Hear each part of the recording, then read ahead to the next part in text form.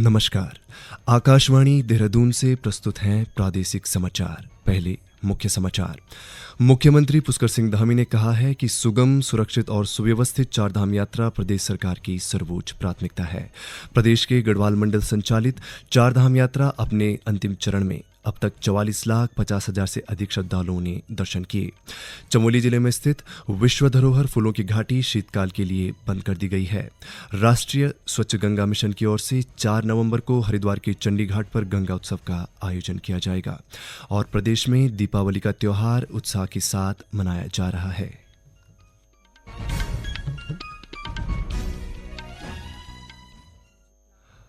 दोपहर समाचारों के साथ मैं आशुतोष और अब समाचार विस्तार से। मुख्यमंत्री पुष्कर सिंह धामी ने कहा है कि सुगम, सुरक्षित और सुव्यवस्थित चारधाम यात्रा प्रदेश सरकार की सर्वोच्च प्राथमिकता है। उन्होंने कहा कि इस वर्ष बेहतर व्यवस्थाओं के फलस्वरूप केदारनाथ धाम में आने वाले श्रद्धालुओं की संख्या ने नया कीर्तिमान स्थापित किया है। मुख्यमंत्री ने आज केदारनाथ धाम में पूजा अर्चना कर बाबा केदार से प्रदेशवासियों के सुख समृद्धि के लिए प्रार्थना की। इस दौरान उन्होंने देश भर से बड़ी संख्या में आए श्रद्धालुओं, स्थानीय दुकानदारों व सम्मानित पुरोहित गणों से बातचीत कर व्यवस्थाओं के संबंध में फीडबैक भी लिया।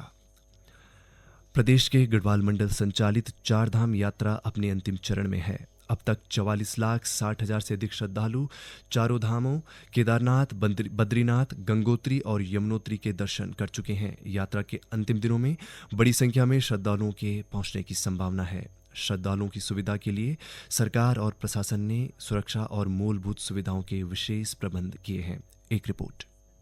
उत्तराखंड में स्थित चारों धामों में यात्रा काल के अंतिम चरण में केदारनाथ, बद्रीनाथ, यमुनोत्री और गंगोत्री धाम के दर्शनों के प्रति श्रद्धालुओं का उत्साह चरम पर है। राज्य के ऊंचाई वाले क्षेत्रों में बर्फबारी और सर्दियों की आहट के बावजूद बड़ी संख्या में श्रद्धालुओं का आवागमन जारी है। इस यात्रा काल में अब तक 44,55,000 से अधिक श्रद्धालु चारों धामों के साथ ही चमोली जिले में स्थित हेमकुंड साहिब के दर्शन कर चुके हैं।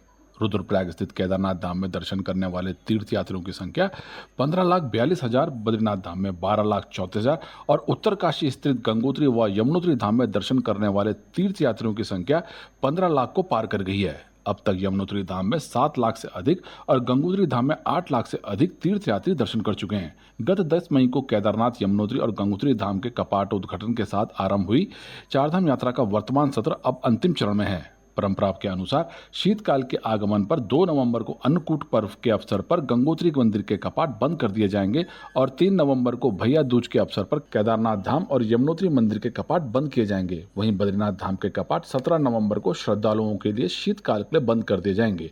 शीतकाल में गंगा जी की उत्सव मूर्ति मुखवा गाँव में तथा यमुना जी की उत्सव मूर्ति खरसाली गाँव में विराजमान होगी। अगले 6 महीने तक श्रद्धालु शीतकालीन गद्दी स्थल पर भगवान के दर्शन व पूजा अर्चना कर सकेंगे।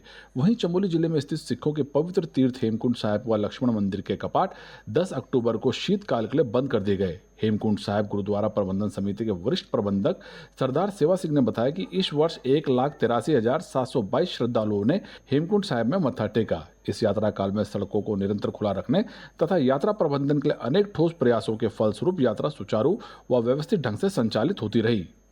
चमोली जिले में स्थित विश्व धरोहर फूलों की घाटी शीतकाल के लिए बंद कर दी गई है। इस वर्ष घाटी में 19,436 पर्यटकों ने भ्रमण किया, जिसमें 330 विदेशी पर्यटक भी शामिल थे।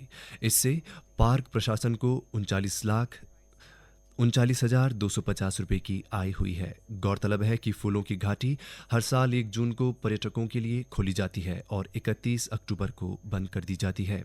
फूलों की घाटी में दुर्लभ प्रजाति के वन्य जीवों और वन संपदा की सुरक्षा को देखते हुए पार्क प्रशासन ने घाटी के महत्वपूर्ण स्थानों पर 5 ट्रैप कैमरे लगाए हैं।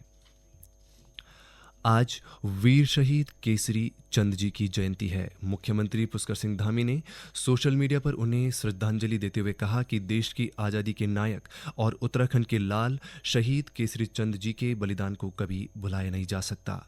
मुख्यमंत्री ने कहा कि बहुत कम उम्र में उन्होंने देश की आज़ादी की लड़ाई के लिए स्वयं को न्यौछावर कर दिया। देहरादून के जौनसार बावर के क्यावा गांव में 1 नवंबर 1920 ईस्वी को शहीद केसरी चंद का जन्म हुआ। आज़ाद हिंद फौज की ओर से लड़ते हुए उन्हें ब्रिटिश फौज ने पकड़ लिया तथा दिल्ली लाकर इन्हें आर्मी एक्ट की दफ़ा 41 के अंतर्गत ब्रिटिश राज्य के खिलाफ युद्ध करने के आरोप में 3 फरवरी 1945 को मृत्युदंड की सजा सुनाई गई और मात्र 24 वर्ष 6 माह की अल्पायु में ही इस महान देशभक्त को 3 मई 1945 की सुबह फांसी के तख्ते पर लटका दिया गया। राष्ट्रीय स्वच्छ गंगा मिशन की ओर से 4 नवंबर को हरिद्वार के चंडी घाट पर गंगा उत्सव का आयोजन किया जाएगा। यह कार्यक्रम हर साल गंगा को राष्ट्रीय नदी घोषित किए जाने की वर्षगांठ पर आयोजित किया जाता है। समारोह में केंद्रीय जल शक्ति मंत्री सी.आर. पाटिल, मुख्यमंत्री पुष्कर सिंह धामी समेत केंद्र और राज्य सरकार के कई लोग शामिल होंगे। गंगा उत्सव के दौरान गंगा संवाद का भी आयोजन किया जाएगा, जिसमें प्रमुख हस्तियों, धार्मिक और आध्यात्मिक गुरुओं के बीच विभिन्न विषयों पर चर्चा होगी। दीपों का पर्व दीपोत्सव प्रदेश भर में पारंपरिक आस्था और हर्षोल्लास के साथ मनाया गया। वहीं राज्य के पर्वतीय अंचल में आज भी दीपावली का त्यौहार पूरे उत्साह के साथ मनाया जा रहा है। उमंग और उत्साह के इस त्यौहार को मनाने के लिए लोग घरों में पूरी पकौड़ी और विभिन्न प्रकार के व्यंजन बना रहे हैं। साथ ही लोग बाजारों से मिठाइयाँ, खिल बताशे, देवबाती तथा अन्य जरूरी सामान की खरीदारी कर रहे हैं। राज्य के पर्वतीय क्षेत्रों में दीपावली के 11 दिन बाद इगास मनाई जाएगी। मान्यता है कि भगवान राम के अयोध्या लौटने की खबर पहाड़ों में 11 दिन बाद पहुंची थी, इसीलिए पहाड़ों में दीपोत्सव के 11 दिन बाद इगास बग्वाल मनाई जाती है।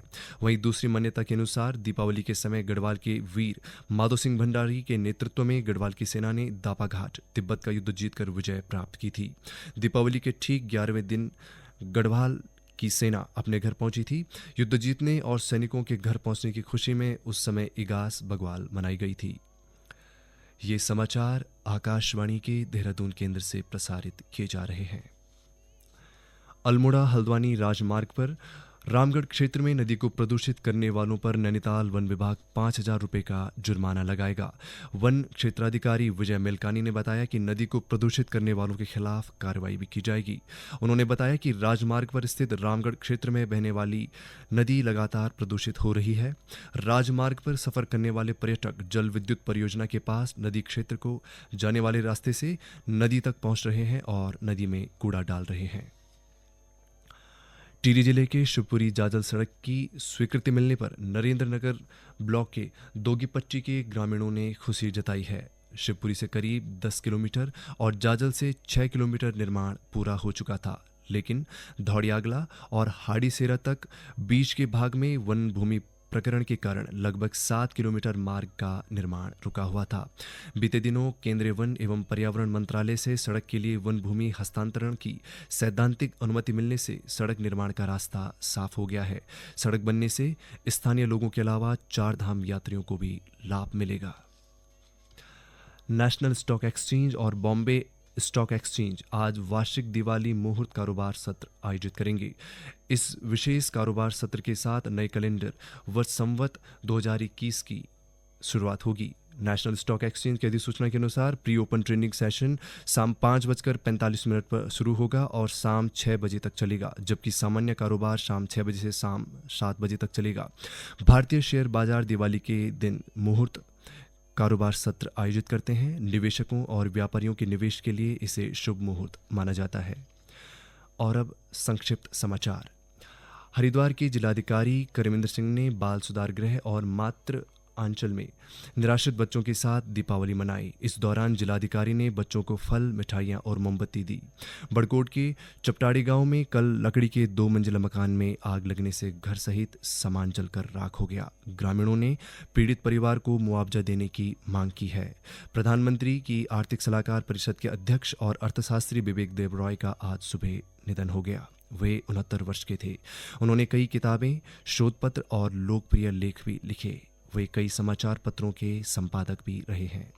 भारत और न्यूजीलैंड के बीच 3 मैचों की टेस्ट सीरीज का तीसरा और अंतिम मुकाबला मुंबई के वानखेड़े स्टेडियम में खेला जा रहा है। न्यूजीलैंड ने टॉस जीतकर बल्लेबाजी करते हुए पहले दिन लंच ब्रेक तक पहली पारी में 3 विकेट गंवाकर 92 रन बना लिए हैं। न्यूजीलैंड ने बेंगलुरु में खेले गए पहले टेस्ट मैच को 8 विकेट से और पुणे में खेले गए दूसरे टेस्ट मैच को 113 रन से जीता था। अंत में मुख्य समाचार एक बार फिर।